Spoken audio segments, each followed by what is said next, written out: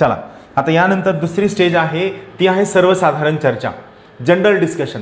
आता काय असतं, अर्थसंकल्प मांडताना अर्थमंत्री जेव्हा भाषण करतात तेव्हा सगळ्यांनाच तो पटत नसतो, पहिला मुद्दा, बरोबर. विरोधकांना तर तो पटतच नसतो. आणि त्यात जर निर्मला सीतारामन अर्थमंत्री असेल तर तो पटण्याचा भागच नाही. का पटावा, ठीक आहे, तो वेगळा मुद्दा आहे, तो राजकारणाचा भाग आहे, आपण त्यामध्ये नको जायला.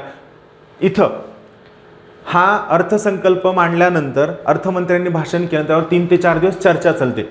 या चर्चेला आपण काय म्हणतो, या चर्चेला आपण म्हणतो सर्वसाधारण चर्चा किंवा जनरल डिस्कशन. यामध्ये काय असतं, आयदर पूर्ण बजेटवर चर्चा होते किंवा बजेटमधील काही महत्त्वाच्या तरतुदींवर चर्चा होते किंवा बजेटमधील काही महत्त्वाच्या विषयांवर चर्चा होते. याला आपण म्हणतो सर्वसाधारण चर्चा, जी जवळपास 3 ते 4 दिवस चालते. पूर्ण अर्थसंकल्प किंवा काही महत्त्वाच्या तत्वांवर चर्चा होते. फक्त इथं अडचण काय माहिती आहे का, या बजेटवरची चर्चा होत असताना हे सगळे जे खासदार तिथं बसलेत, या खासदारांना बजेटमधील, सगळ्या नाही बरं का, पण काही खासदारांना या बजेटमधलं ओ का ठो कळत नसतं. त्यांची कधी तशी इच्छा नसते, त्यांना हीच गॅरंटी नसते की मी निवडून कसा आलो. बरं ठीक आहे, निवडून जर आलो असेल तर मला ते कळून घ्यायची, कारण त्यांना काम करायचं नसतं, फक्त काय पॉप्युलर लोक लाटेवर निवडून आलेले असतात आणि त्यांचं चाललेलं असतं की जायचं बसायचं चालायचं. तर यामुळे काय होतं की या अर्थसंकल्पाला एक अर्थपूर्ण प्राप्त व्हावा व याला योग्य पद्धतीनं पास व्हावं. आणि जो लोकांचा पैसा आहे, शेवटी सरकारच्या तिजोरीमध्ये कोणाचा पैसा आहे, तुमचा माझा पैसा आहे ना, टॅक्सेस भरलेत आपण, तुम्ही आता जे क्लासला फीस घेतली आहे, बरोबर आहे, तुमची काय 3-3.5 हजार रुपये फीस आहे. या 3.5 रुपयांमधले 18% GST लगेच्या लगे गव्हर्नमेंटला मला द्यावा लागतो.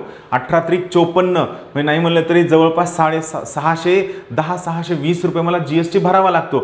हा मी भरत नाही, हा तुम्ही भरताय. का? कारण तुम्ही फीस पे केली आहे, ऑनलाईन फीस पे केली आहे. तर इथं बेसिक गोष्ट काय की हा तुमचा पैसा आहे. मग लोकांच्या पैशाला चांगलं महत्त्व मिळावं, चांगल्या पद्धतीनं मिळावं, यासाठी सर्वसाधारण चर्चेनंतर हे जे आपलं बजेट आहे हे डिपार्टमेंटल स्टँडिंग कमिटीजकडे पाठविलं जातं.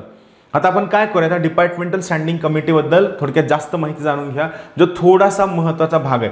इथं लक्षात आलं सर्वसाधारण चर्चा, फक्त इथं लक्षात ठेवा महत्त्वाचा मुद्दा काय, सर्वसाधारण चर्चेमध्ये कोणतेही प्रश्न उभे केले जात नाहीत.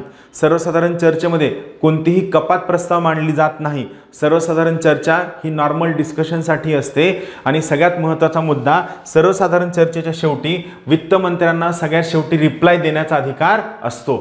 काय असतो, वित्तमंत्र्यांना सगळ्यात शेवटी रिप्लाय देण्याचा अधिकार असतो. आलं लक्षात.